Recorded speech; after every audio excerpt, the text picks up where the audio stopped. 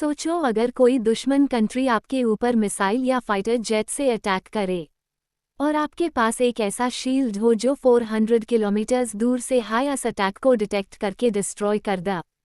यही काम करता है S-400 ट्रियम्फ। इससे दुनिया के सबसे एडवांस एयर डिफेंस सिस्टम्स में काउंट किया जाता है।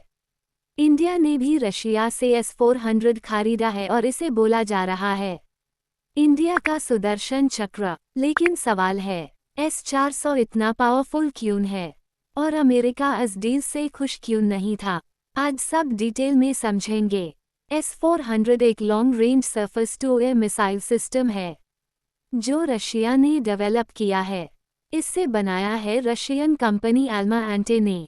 इसका में काम है फाइटर जेट्स को गिराना, क्रूज मिसाइल्स को इंटरसेप्ट करना, बैलिस्टिक मिसाइल्स को डिस्ट्रॉय करना, इवन स्टेल्थ एयरक्राफ्ट को डिटेक्ट करने की कैपेबिलिटी। ये सिस्टम एक साथ मल्टीपल टारगेट्स ट्रैक कर सकता है और अलग अलग रेंज की मिसाइल्स यूज करता है। S-400 की मैक्सिमम रेंज लगभग 400 किलोमीटर्स तक होती है। इसका रेडार 600 किलोमीटर्स तक डिटेक्ट कर सकता है। एक बैटरी एक साथ 80 टारगेट्स ट्रैक कर सकती है और 30 जोड़ टारगेट्स को एंगेज कर सकती है। ये 4 टाइप्स की मिसाइल्स यूज करता है। 40 kilometre range, 120 kilometre, 250 kilometre, 400 kilometre, मतलब शॉर्ट रेंज से लेकर अल्ट्रा लॉन्ग रेंज तक फुल प्रोटेक्शन। इसलिए इसे multi layered air defence shield कहा जाता है।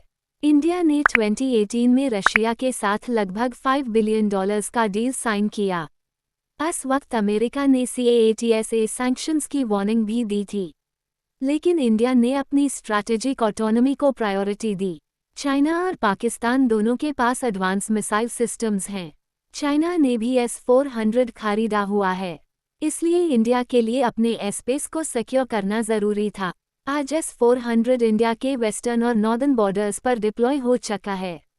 ये सिस्टम इंडियन एयरफोर्स को एक स्ट्रॉन्ग डिफेंसिव शील्ड देता है। अमेरिका नहीं चाहता था कि उसके एलाइज रशिया से डिफेंस डील्स करें। CAATS लॉ के थ्रू US रशिया से डिफेंस परचेस करने वाले देशों पर सैंक्शंस लगा सकता है। एग्जाम्पल के लिए, टर्की को S-400 खरीदने पर सैंक्शंस फेस करने पड़े थे, लेकिन इंडिया के केस में सिचुएशन अलग थी। इंडिया एक इम्पॉर्टेंट स्ट्रैटेजिक पार्टनर है इंडो पैसिफिक रीजन में, इसलिए US ने इंडिया पर डायरेक्ट सैंक्शंस नहीं लगाए। ये डिप्लोमेसी का एक इंटरेस्टिंग एग्जाम्पल है, जहां जियोपॉलिटिक्स और नेशनल इंटरेस्ट दोनों बैलेंस किए गए। कोई भी डिफेंस सिस्टम 100% इनविंसिबल नहीं होता। एडवांस इलेक्ट्रॉनिक वॉरफेयर और सैचुरेशन अटैक्स से कोई भी सिस्टम चैलेंज हो सकता है, लेकिन S-400 करंटली दुनिया के सबसे पावरफुल एयर डिफेंस सिस्टम्स में से एक माना जाता है।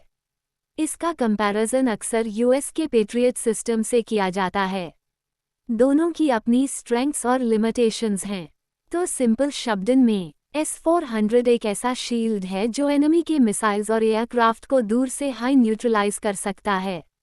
इंडिया के लिए ये सिर्फ एक वेपन सिस्टम नहीं, बल्कि एक स्ट्रैटेजिक मैसेज भी है।